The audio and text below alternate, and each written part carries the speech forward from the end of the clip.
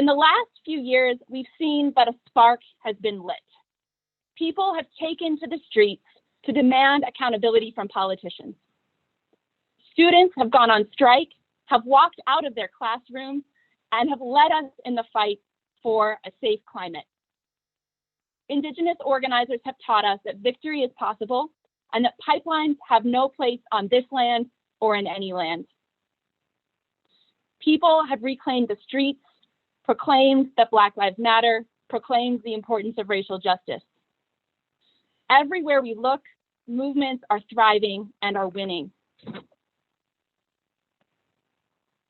But we also know that this fight is far from over. In the last year, the climate emergency and the pandemic have taught us that people who are in power will choose the economy over people's lives. And will choose and have chosen to put the system over workers' well-being, over the well-being of young people and elders and everyone who's vulnerable. The horrors of 2020 are just a sneak peek of what is to come in our future if we don't make free healthcare a priority and enact a climate mobilization.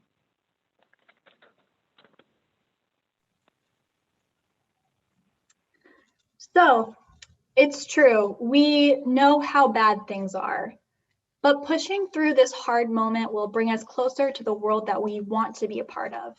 And together we can make the world better, and that's what this new toolkit is about. Climate Mobilization 2030 is about winning the people in the planet's demands. It's about providing tools so that hundreds of thousands of communities can build powerful grassroots movements to decarbonize their locality by 2030 in ways that forefront justice and democracy. There's no one-size-fits-all solution for every city, town, and county, but together we can ensure local governments put people first, expand democracy, and create systems for clean energy, clean water, and land restoration.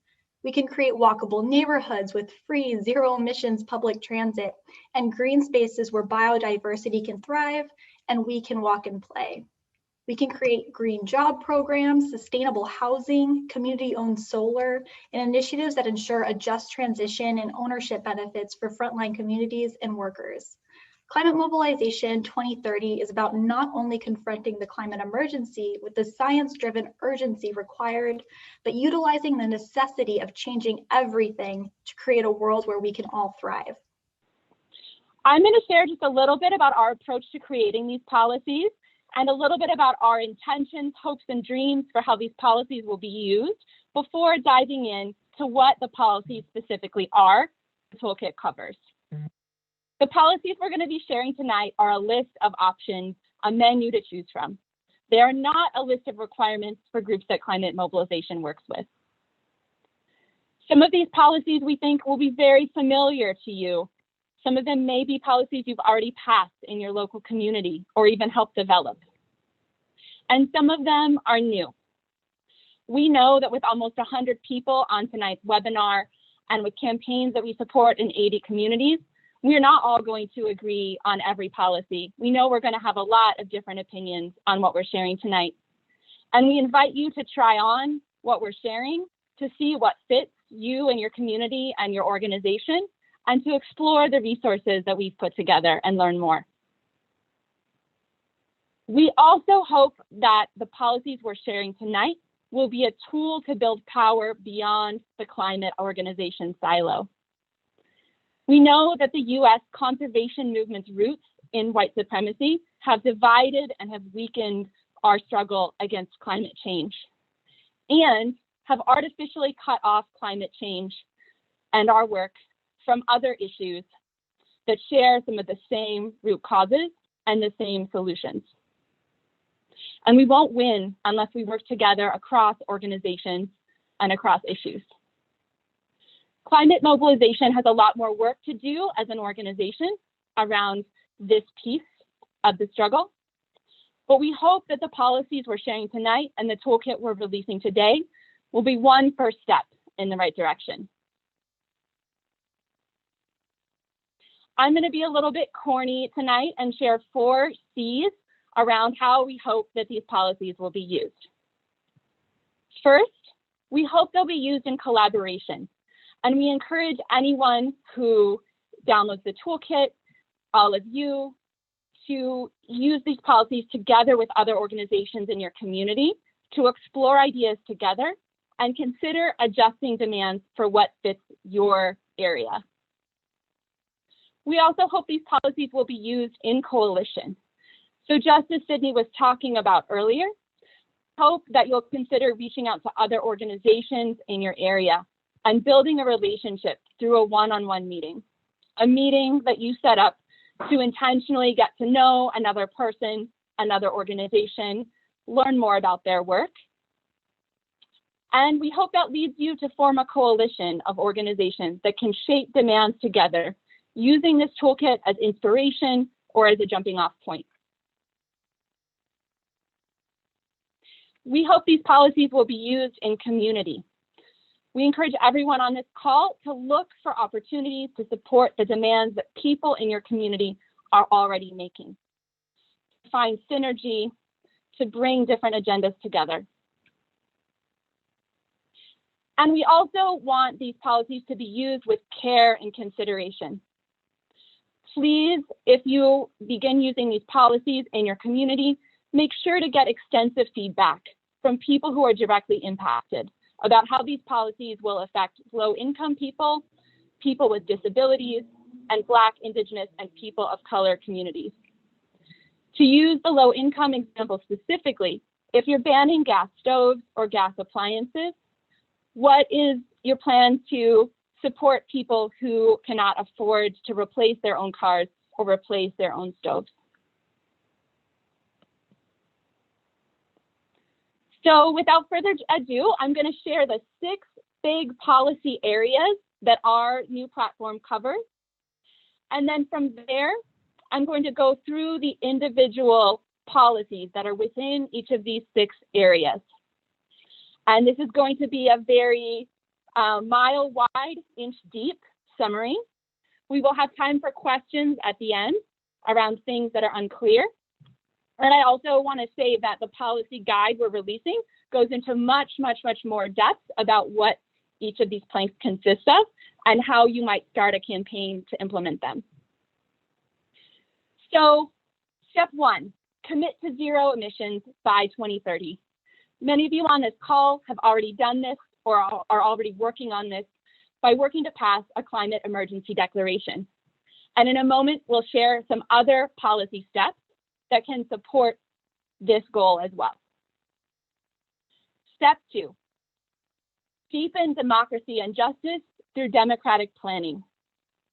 This policy area refers to steps we can take that increase community input and even direct community control over what a climate action plan looks like and where resources are allocated. Step 3, create, invest, divest. This refers to creating new revenue streams for climate change programs, investing any available funding in climate programs, and divesting city and county funding from harmful spending categories like prisons and police. Step 4, 100% renewable democratic energy refers to ending greenhouse gas emissions from electricity generation and creating publicly owned utilities that are accountable to the people in our community. And step 5, phasing out fossil fuels.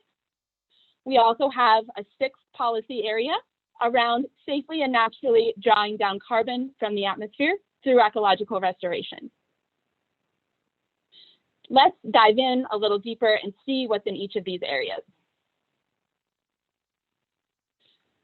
In addition to passing a climate emergency declaration, there's a few other things that a city or county can do to commit to reaching zero greenhouse gas emissions by 2030.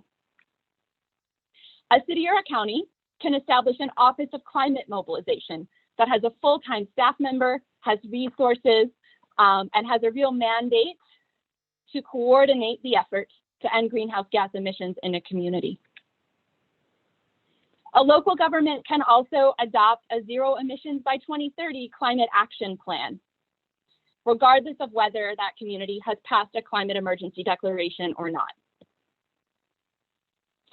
And another tool in our toolbox for reaching zero emissions is to adopt what's called a climate test for publicly funded projects and programs, so that city and county governments are not starting new programs or approving new projects that are going to make greenhouse gas emissions even worse. Step 2, deepening democracy and justice through democratic planning. This can look like holding community assemblies to guide local climate planning so that residents have extensive input or even direct control over what a climate plan looks like. It can also look like deliberative democracy programs where people are given time and funding and support from experts to study the problem of climate change and recommend and create their own solutions. Another way that we can deepen democracy and justice through planning is to require that sustainability projects, infrastructure projects, climate action plan funded projects have union hiring requirements or have preferential hiring requirements for people who've been impacted by injustice, moving people to the front of the line for any new jobs that are created, whether we're talking about youth, Black, Indigenous, or people of color communities, or previously incarcerated people, people with disabilities, anyone else impacted by injustice. Another tool, similarly, is to set aside a percentage of climate spending for under-resourced and marginalized communities. And I want to emphasize that these are all lumped under democratic planning because this is not about someone sitting in a room and deciding this community gets this percentage, this other community gets this other percentage. Public participation and public control over what these programs look like is really critical for making sure that these programs are done in an equitable way. Another tool in this category is to create a climate justice task force at the local level to inform or to lead the development of equitable climate policies and programs. The next policy area I'm going to share with you tonight is create, invest, divest. So for creating new funding, this refers to expanding local taxes. This can refer to implementing on-electric bill financing for electricity upgrades, as well as other funding sources that city or county governments can receive, whether we're talking about municipal bonds, fossil fuel risk bonds, a climate emergency budget, or a climate revolving fund. We also want to make sure that we're investing any available funding in climate programs and in other needs, right? So we can look at what can be done to reallocate a local government's budget toward climate programs, toward other urgent community priorities that are often underfunded.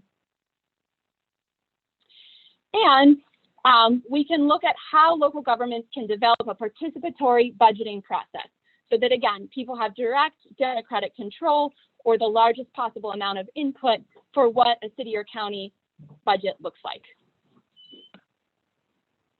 And finally, divesting from harmful spending, such as police and prisons.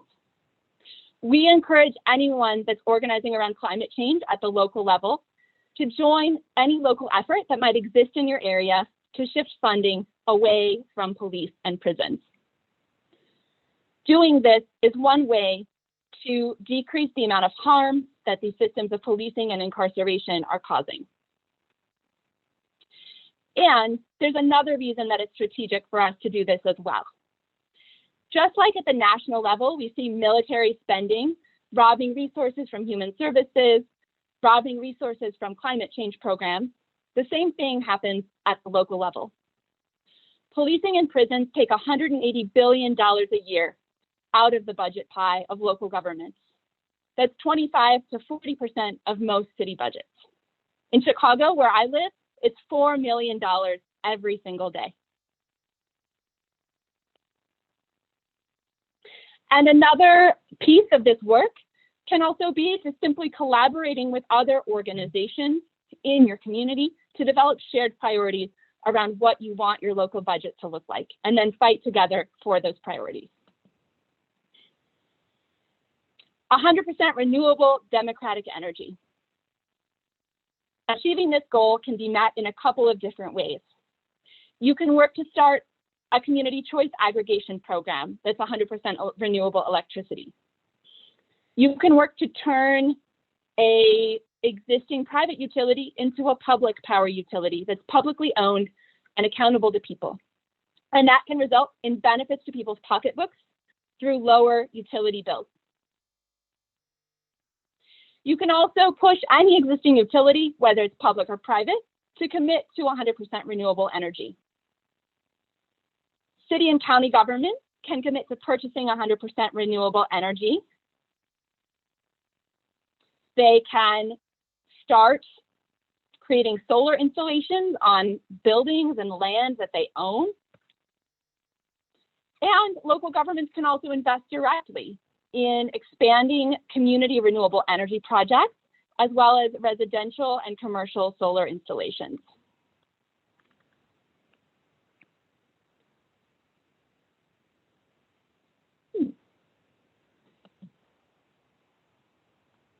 Sorry, y'all, I'm having a little bit of a slides issue. Renewable energy compatible building code requirements are another important piece of this puzzle. So next, I'll talk about phasing out fossil fuels. Our policy platform has 3 different prongs to this. There's buildings, there's transportation, and there's ending the use of fossil fuel infrastructure. In terms of fossil fuel extraction, we can pass local bans on fracking, bans on drilling, bans on mining. We can also ban the construction and the expansion of fossil fuel infrastructure like terminals and refineries. In terms of transportation, we can support the expansion of low-cost or free public transit infrastructure and active transit infrastructure like bike paths, walking paths, sidewalks. We can phase out the sales of gas vehicles. We can require that public transportation fleets and public vehicle fleets be electric only. We can ban gas stations. We can end requirements for large numbers of parking spots in new construction. And we can expand access to electric vehicle infrastructure through changes to building codes. In terms of buildings, we can end the use of fossil fuel appliances in new buildings and in renovated buildings. We can require that buildings be electric, that they be efficient, that they be made of low carbon materials. And we can also launch or expand existing energy efficiency programs that have concrete benefits for people by lowering their electricity bills. Whether we're talking about municipal energy efficiency programs, residential energy efficiency programs that benefit renters and homeowners, or commercial programs that could benefit businesses as well. And we can ban the use and sale of fossil fuel burning appliances, your gas stoves, gas water heaters, gas furnaces, oil furnaces, and so on. Finally, we also want to expand local carbon drawdown through ecological restoration. And what this means is looking at any land that a city or county government has and thinking about how it can be restored so that it reaches its fullest potential for taking greenhouse gases out of the atmosphere. We can look too at land that a city or county government does not directly own, but that is other public land in the area. We can also look at privately owned land in terms of programs, financing, and oversight for landowners to restore their land. And we can add carbon sequestration into municipal comprehensive plans, city plans, regional plans that are created so that it's being prioritized. So as we've been talking about this evening, we cannot do this alone. These policies are a big lift.